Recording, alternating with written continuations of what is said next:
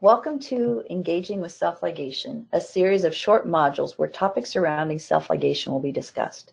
My name is Dr. Lisa Alvitro, and I have over 25 years of clinical experience and 15 years in self-ligation. Today's topic will be passive and active self-ligating systems. Joining me is Jennifer McWhinney with over 17 years of clinical experience. Passive and active self-ligating systems. There's always been discussion around this, which is better, what's the difference? So let's take a look at it just from kind of a very simple standpoint. In active self-ligation, a flexible clip presses the arch wire against the bracket slot. So there's actually something physically pushing against that wire, holding it into the bracket slot. So the force produced in this type of system includes not only the deflection of the arch wire. Remember that deflected arch wire is what's going to produce a force, but there's also a force that is produced by this active clip. So when you're thinking about, when you're thinking about your force system, you have to think about both of those components. The other thing too you need to consider is when you have an active clip pressing against the arch wire, it also produces friction or resistance in the system. Now in passive self-ligation, a rigid component such as a door is used to enclose the wire, and it creates a tube system. Sometimes people will ask me, well, like Ultra, is it different than Smart Clip? Smart Clip is also a passive system. It can be made active on demand, but particularly in your initial arch wires, it's very similar as far as being a passive system because there's an absence of an active component or clip pressing the arch wire. And so it reduces the amount of friction or resistance in the system. So the resulting force produced on that tooth is that which is generated by the deflection of the arch wire. And again, it's engagement in the slot. And engagement in the slot is something that's very predictable when you're closing a door or you're sliding it in between using a smart clip bracket. So both of those are considered passive systems, but this is active on demand.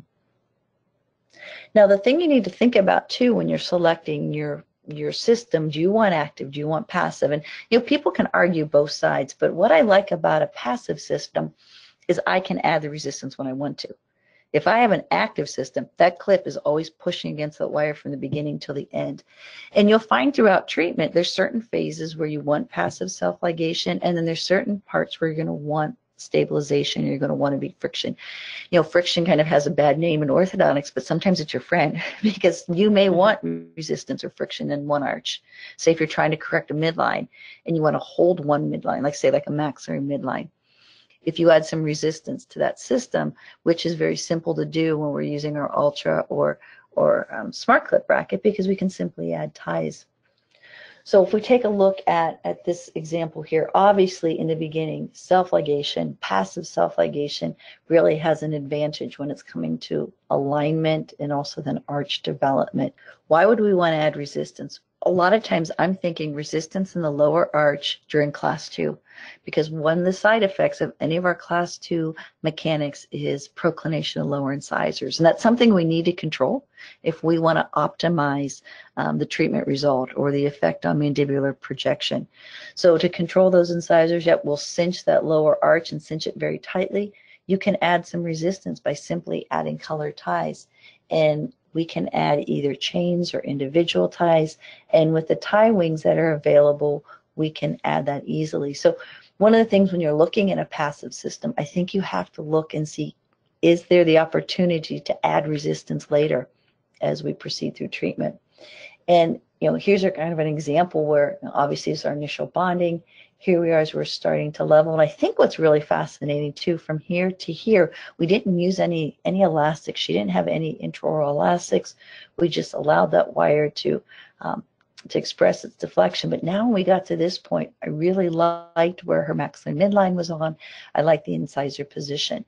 And then that's when we can add our ties, our color ties or our chain to add resistance where we want it. And I think too, this answers that question that Jennifer, you may hear sometimes when kids ask, what about colors? When can I have that color? Yes. So then you just tell them it's coming. Patiently wait. And I think an example that we sometimes use, once we get your smile right where we want your smile, that's when we're going to lock it in with colors, and you can have all the colors that you want. Or when we're starting to fix your bite, we're going to have to use colors to help control teeth as we fix your bite.